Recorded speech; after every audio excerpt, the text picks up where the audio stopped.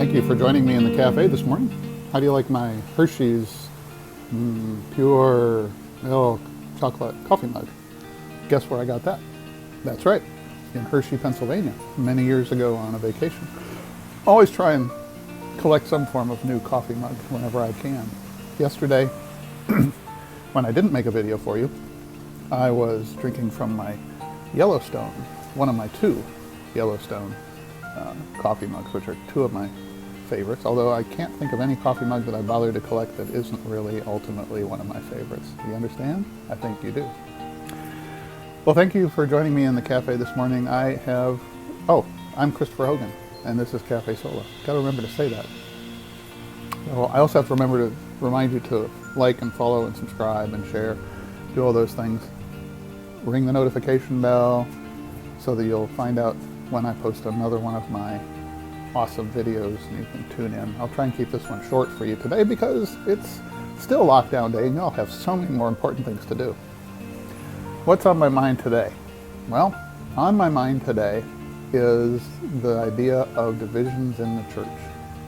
I had a Bible study last night with some gents from church, and that was the topic that we discussed. It was this whole idea of why can't we all just get along? And I'm not talking about that thing that happened in California many years ago, but I'm talking about the church. One of the things that came up in the class was this passage, and forgive me, I'm fairly bad with chapter and verse, even what book it's in. I'm trying to work on that. But where Jesus gives his high priestly prayer. And what does Jesus tell his disciples, or what does he pray for? He doesn't really tell them it, I guess. But what does he pray for in his high priestly prayer? He prays that they'll be one, just as he and the Father are one. There's no distinction in terms of truth, doctrine, or anything between what the Father tells the Son and what the Son hears from the Father, and what the Son then therefore shares with us. So Jesus prays that they'll be one. He's in the Father Father's in him, we are in him, he is in us, therefore we are in the Father, that kind of stuff. And it's just a great prayer because he wants his church to be united. He doesn't want his church to be divided. And yet, how quickly were the divisions starting to happen? I think of a passage, again, I can't remember chapter and verse, but I think of a passage where Paul is writing, and it might be to the Galatians, don't quote me on that, where he says, some of you say I follow Apollos, some of you say I follow Cephas, some of you say I follow Paul, some of you say I follow Christ. And there's divisions. If the message that they were all preaching was the same, which after the council that was held, Paul states that there's no difference in what we teach, but he acknowledges the fact that Peter is sent to the, you should see what my dog is doing right now, it's pretty funny. Peter is sent to the Jews, and Paul understands that his ministry is to the Gentiles, but it's the same message. So there's unity. There's unity of message. But here we are in these COVID-19 times. We're in close to day 40. Oh, nice. I see a military helicopter cruising along. That's kind of cool. Wonder why. Keep an eye on that. Anyway, we're in these times of COVID-19, and my experience, or my sort of belief, I guess, over time, was that God tends to work through crisis. And when he works through crisis, he works through crisis to draw people back to the church, back to him, back to his word, back to his sacraments, back to the truth. And then COVID-19 happens, and we're all on lockdown for who knows how long. Before, I don't have any idea. At this point, they're saying maybe certain parts of the country and certain parts of Texas, here where I am, will be able to start gradually reopening. And it could take till, May, June, who knows, before we're able to have people gather together legally in churches and have hundreds and hundreds of people there and receive the sacrament again. But that's where I was headed with this, is the idea of the sacrament. God uses tragedy very often to grow his church, to draw people unto himself. People that understand that this is a time of fasting, a time of prayer, a time of repentance, a time of focusing on loving God by loving our neighbor. And yet, in these troubled times, what has happened within, at least within the Lutheran Church, in some places? Division has happened. Division over the Lord's Supper.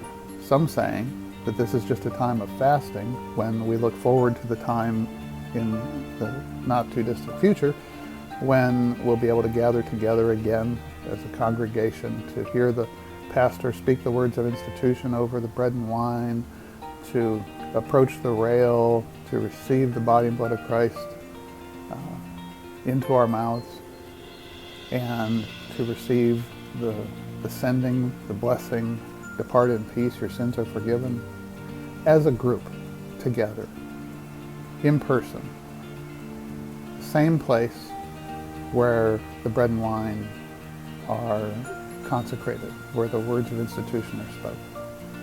Some people see that waiting is a good thing. Other people, for what seem like some good reasons, to them at least, decide that they're going to figure out how to do communion remotely. Communion over the internet, basically. Make your own unleavened bread at home and get some wine. Hopefully they told them that it had to be unleavened bread. Hopefully they told them it had to be wine, red wine. And there's reasons for all that, which I won't get into right now. But they're telling their people, some of them, this is just a temporary thing. This isn't going to be the new norm. Well, if you just do it once on Monday, Thursday, that's one thing. If you then decide, oh, it's now the middle of May, people haven't had the Lord's Supper for a while, we need to do this online communion again. Can't keep fasting from the Lord's Supper. Well, okay, but now, how many times does it take for it to become the new norm? And then there's the whole idea that just simply by changing it once, you've opened up the door to it being a new norm. And other people in the church are going to say, we should never have done that. That was the wrong move to make. We should have all just been instructed better on what's going on, and that we should just take this as an opportunity to pray and fast and look forward to gathering together again. Or somehow arrange to have a private communion with the pastor where everybody can sanitize and be very careful and use all the techniques many people have talked about. But you can see, it's very clear that this is division. Division has happened within the church. Some say when this is over with, we'll go back to the old normal and therefore have a hope, I think, that there will be unity again. But others might say, well, they might ask some very interesting questions like, if the pastor can consecrate it through a live stream or through a tape-delayed live stream, or somehow do it remotely, then can I just keep that video handy, and whenever I want to receive the Lord's Supper, play that video, have some unleavened bread in front of me, have some wine in front of me, and then trust that what's happening is that the elements are being consecrated, and I can have communion whenever I want at home by myself, because I did once, so why can't I do it again? You can see where this is going to create confusion in people.